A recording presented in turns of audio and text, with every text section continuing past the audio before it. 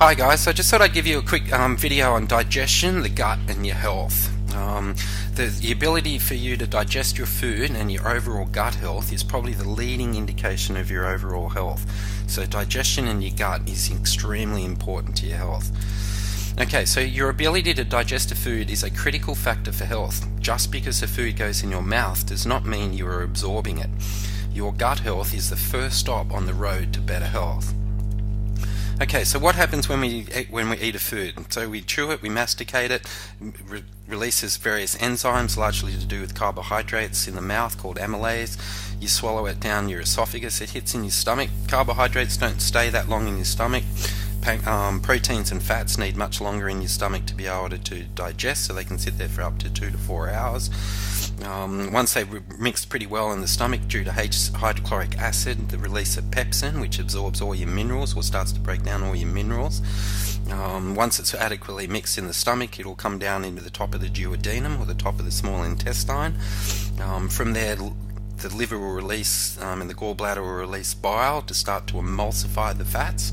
Your body can't actually digest a fat until it's been emulsified by bile. So bile flow in the body and release from the gallbladder and liver is extremely important to overall digestion. Okay, and then that basically gets absorbed. This is a closed circulation system in this system that feeds back up to the liver. The liver processes various nutrients, sends it up to the heart, goes to the lungs for oxygenation, and then out to the body.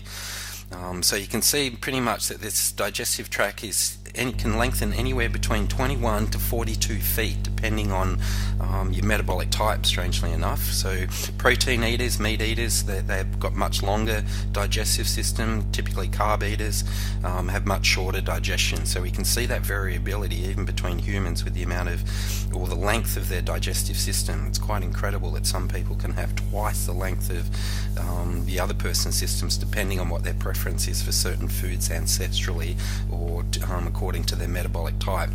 So that whole system is about 21, as stated, to 42 feet long, extremely important to your overall health. That basically brings the nutrition from the outside world in and available to your body. So extremely important to be able to digest the food properly and absorb it properly, use the appropriate enzymes, and then just distribute it around the body for use. So extremely important, your digestive system and to overall health. Okay, so characteristics of your digestive system. So it's approximately 21 to 42 feet long, as mentioned. The longer ones are usually the protein and meat eaters, the shorter ones are the carbohydrate types, but massive variation between people. Food takes between 12 to 16 hours to get from your mouth to your anus, okay, so that's known as transit time.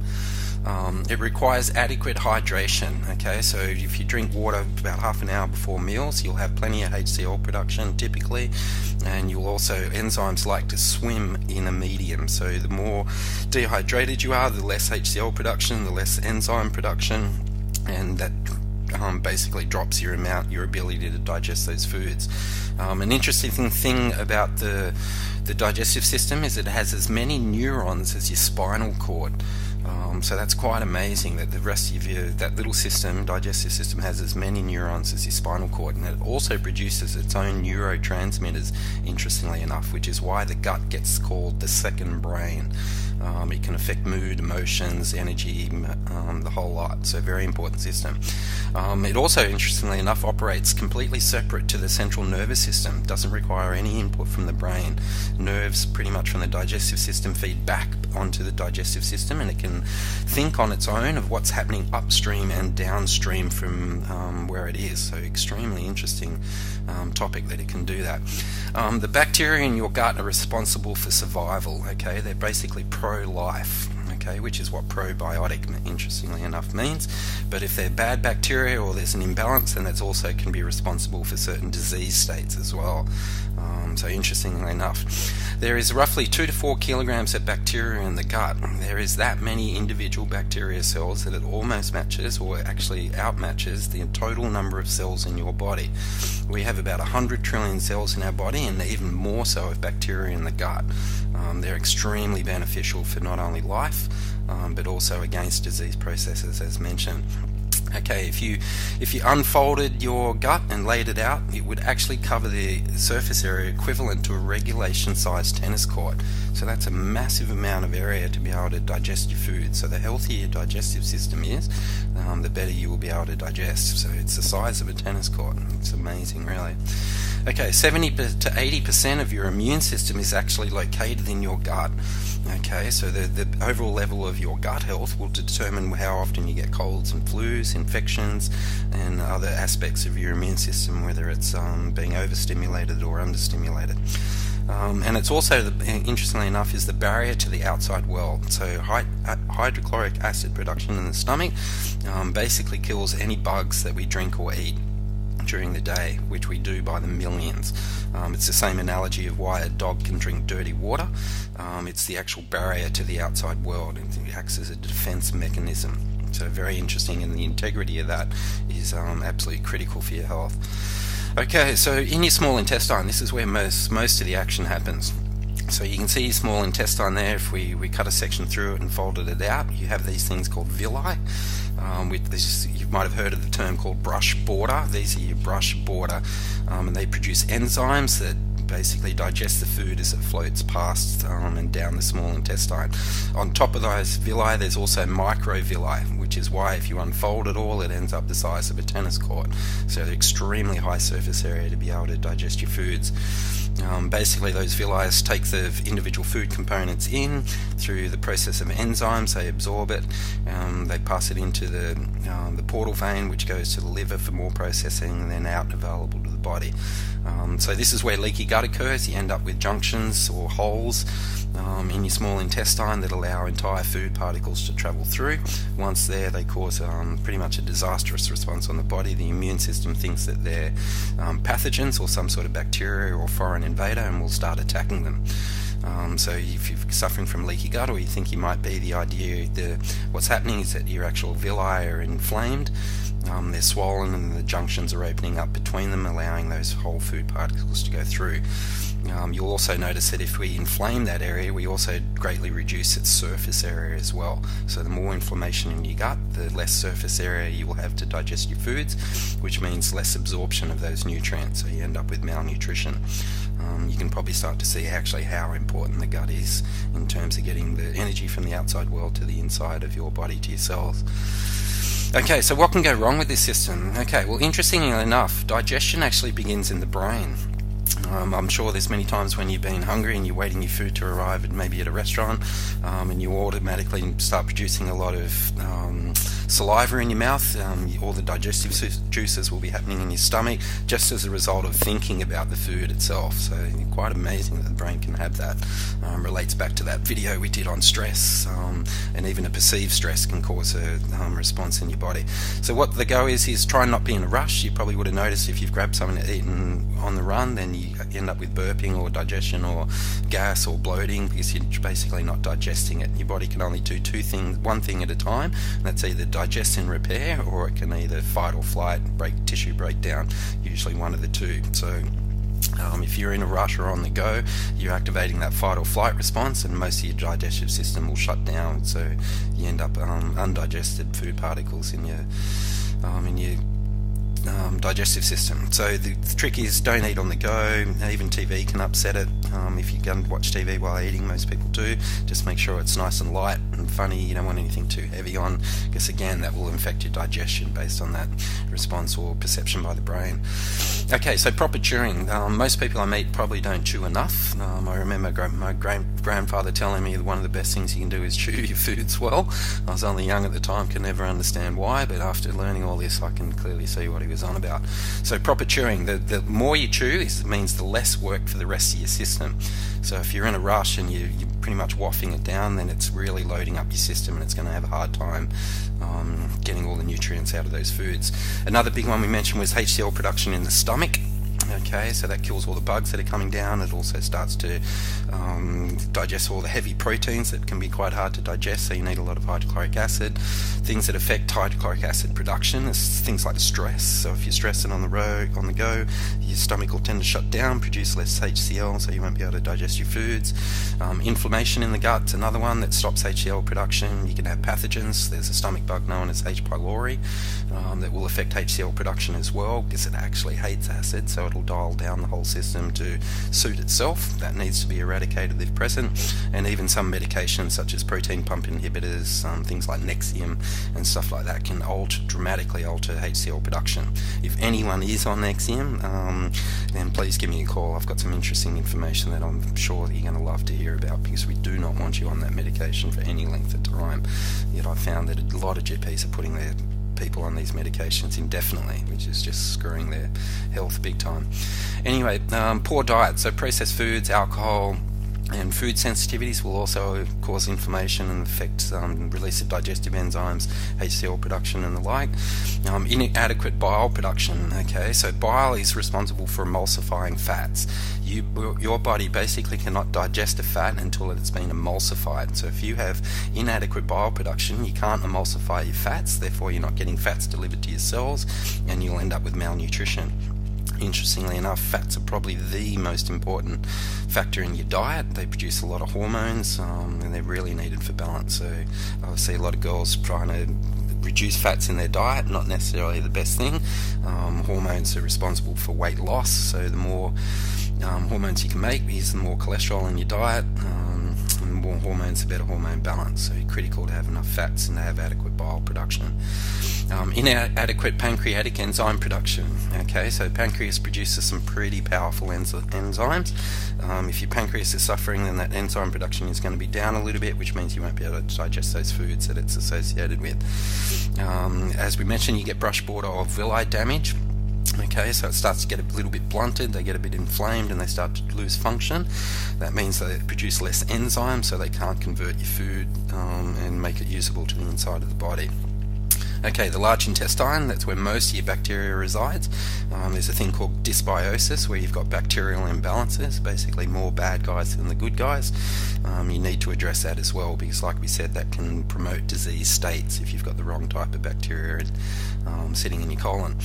The other thing is too long a transit time. Okay, we mentioned that it was typically 12 to 16 hours from a food to pass from your mouth to your anus. If you find that you're eating corn or red beets and it's still there even up to 2 days later, that means your transit time is suffering and you're basically retoxifying your body. Elimination is a huge thing when it comes to health. If you are not going to the toilet to do number 2 regularly, and I mean every day, and 12 inches every day, then you are what's called constipated, and that will retoxify your body, because your body's a master conserver, so it will absolutely strain everything it can out of that last lot of poo, and to try and get more nutrients out of it. So it retoxifies the body and just makes it really hard. And then the other thing is intestinal permeability, like what we said, leaky gut, brush border, the villi damage. Whole food particles go through into the blood in the background. That causes a massive immune response because they think that they're foreign invaders. So you can see your digestive system needs to be in a set function, and it has important roles all the way across your body in terms of nutrition. Okay, so what happens if you have a bit of gut dysbiosis? So you've got too many bacteria, you've got a bit of inflammation, bloating, gas, cramps, indigestion. Any one of those usually is an indication of inflammation and dysbiosis. So what happens in the background? Well, a huge amount. So if we start at the top, inflammation will increase cortisol. That's what's going to grab cholesterol as well, and cortisol is the energy agent, and will go around and repair all the damage. Increased cortisol, it also increases blood sugar, so you end up with blood sugar irregularities, which increases insulin production, which increases insulin resistance, which eventually leads to diabetes. So just poor gut function can actually lead to diabetes alone. Very interesting. Okay, brain chemistry, this is another big one. So people typically, like we said, the gut is the second brain. It can dictate your mood and your motivation and stuff. So if you've got inflammation and dysbiosis, your brain chemistry will down-regulate dopamine. So you produce less dopamine, which will start to affect your motivation. It will stop producing as much serotonin, which means you can possibly suffer from unhappiness. And it also decreases hippocampus activity, which is the front section of your brain, and that ends up to short-term memory loss, which is like early Alzheimer's. So it can have quite a large effect on brain chemistry. Okay, you also increase, I guess you've got all the bad guys down there, much more bacterial metabolic waste, which is very hard on your body. There's a lot of toxins involved. There's an increased immune response in the background in relation to that, and that also decreases zinc. Zinc is needed across most enzymatic processes inside the body, so you're greatly limiting enzymatic action if you're low in zinc. Also decreases HCl production in your stomach, as mentioned, so you'll get more infections, because like I said, we eat millions of bugs every day. The HCl production in your stomach is what kills the bugs. If you've got lower HCl production, then some of the bugs get through, they can take hold, and you'll end up with infections and colds and flus, and yeah, it opens the body up, starts making it more prone to what's in the outside world. Okay, so it also increases oxidative stress. That's the level that your cells like to burn at. Okay, they like a particular mix of fuels, proteins, fats, and carbs based on your ancestry or metabolic type. Oxidative stress at that level will cause accelerated aging, which we all don't want, and also a decrease in energy production. So you'll find that you'll just get tired, tighter and tighter as time goes on. Okay, it also decreases villi function, as mentioned, so you get that leaky gut and the associated immune response in the background, and also eventually malnutrition as well, because you're just not getting the foods. Other bugs and pathogens and all other stuff is getting it rather than you. Okay, in the background as well, you end up with increased leptin resistance, okay, which is a hormone associated with hunger and craving. So if you're resistant to it, or your cells are getting resistant to it, then you'll have increased hunger and increased cravings. It also increases a hormone called ghrelin, which is also associated with increasing cravings. So you can see that the worse your gut is, the hungrier you are, and the more crazy sort of cravings that you have, interesting, coming from your gut. Okay, it also decreases thyroid activity, okay, which lowers your metabolic rate. Also less T4 to T3 conversion. T3 is your actual active hormone, so less active thyroid hormone impacting your cells, and also actually downplays the receptor sites as well for thyroid hormone floating around your body. Okay, as we mentioned, it also increases systemic inflammation. Systemic meaning over the entire body, so it's across every system. And due to wide-scale immune response attack. So you've got lots of tissue breakdown, lots of systemic inflammation. The idea is to turn that all back around by fixing up your gut health. Yeah, so you can see that your gut has a massive amount to do with your general workings of the inside of your body. Okay, so how to get back in control of your gut? Okay, so find out what's going on inside. Okay, the first stop is probably to do the free health check questionnaire located on my website on the home page. That will list all your symptoms, and you can start to see exactly what's going on, because often when you talk to someone and you say what's going on, they can only remember a few things at the time. If I ask them 100 questions, you tend to find that a much deeper analysis on actually what's going on. So that questionnaire will clearly highlight for you exactly where your problems lay and what systems and organs are under the most stress in your body.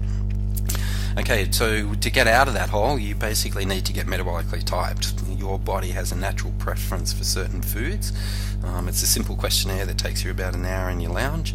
And the best stop for you to is to have a look at the Home and Body Makeover program that metabolically types you, addresses all your toxins in your life that can also affect gut health, and it just sets the foundation for you to be able to heal your gut through not only eating the correct foods that your metabolism prefers, but also other stuff centered around fixing your gut health. So it's things like food sensitivity testing. We've got a great little test kit that's done through BloodSpot, so you just put a couple of drops of your own blood on a card and you send it off to the lab, and that will tell you any foods that your body is individually sensitized to. Sensitized foods, especially if you eat them a lot, causes a lot of inflammation and will keep breaking down the gut, so they definitely have to be addressed. As we mentioned, there's various parasites that also affect digestive function and the system in general, so you want to identify unwelcome guests. We typically do that through a stool sample. You might have had one run through your GP. They just seem to do a one-day snapshot in time. The better stool samples are conducted over a couple of days, and they look at a much wider variety of possible parasites as well. And then immune system testing as well. That's a good little test that can actually tell you exactly what the bacterial and fungal imbalances are living in your digestive system, and that's done through a simple saliva sample. So those couple of little tests and tricks can really identify what's going on in your gut. And then you follow the 4R gut healing program. This is a pretty much world standard for it. It's like the 4Rs: you remove, you repair, you replace, and you reoculinate. So the first thing you do is you remove all the sensitized foods, the offending foods to your metabolism. You get rid of any parasites as identified, and you correct the bacterial and the fungal imbalances. And then you start repairing, so supplements, things like L-glutamine, mucosamax that heal and repair the gut lining. Address your lifestyle. Toxins are a huge one as well, which is why we've covered that in the home and body makeover program. If you've got, even people even pumping gas for a living can have leaky gut, even though they've got no other issues going on, because it's an environmental, chemical-related effect on their digestive system. Once you repair it, then you start replacing, so you'll support your body in its own natural efforts to produce hydrochloric acid and enzymes by supplementing. And then you re-inoculate, so you bring all the friendly bacteria back in through probiotics, and that's usually takes a couple of months, and it gets people back to a level where they feel their health is much stronger and no digestive complaints. It's a nice little proven path for everyone. Okay, so in summary, answer the questionnaire on my website to help you identify your symptoms. Okay, we've got quite a few questions there in regards to digestive health. You'll be able to see what's going on. It's a nice free questionnaire for you. It takes about half an hour. And then get tested. If you feel that you've got really problematic digestion, then get tested. The first thing you need to do is work out exactly what foods your body has a preference for. So find out your metabolic type, or what you need to be eating based on your DNA or ancestral heritage. It takes about 1 hour, that questionnaire.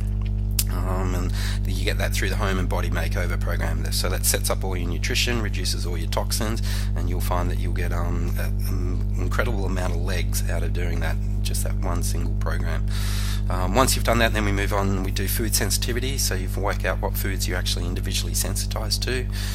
Can be strange and weird ones that you would never guess, so the testing definitely helps with that process. Test your parasites as well, like we mentioned, a 4-day stools, much better than a 1 day, much higher chance of doing it. We also have a couple of other things. We get you to run it towards a full moon when these parasites are more active, and we get you to run the second stool sample of the day, because they usually hide higher up in the colon rather than down lower in the colon, so they're hard to detect, so we always do our best to try and to pick them up and see what was there.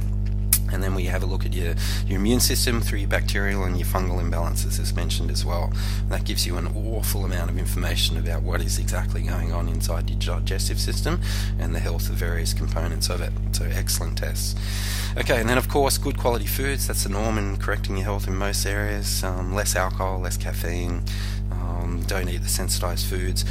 Good food quality, so free range meats, lots of good oils and all that, but it really depends on your metabolic type, so you have to get metabolically typed to work out what you should be eating, and you'll feel that difference within as little as 3 meals. I have most people just absolutely amazed. They never knew that they had such preference for individualized foods, and that certain foods were just upsetting their system. Okay, and then the last thing is just to repair and restore. Okay, so go through the 4R gut healing program, get rid of all the offenders and start to repair and re-inoculate it all and get it back to the health that you want. Okay, so very complex system, the digestive system, but very critical to your overall health.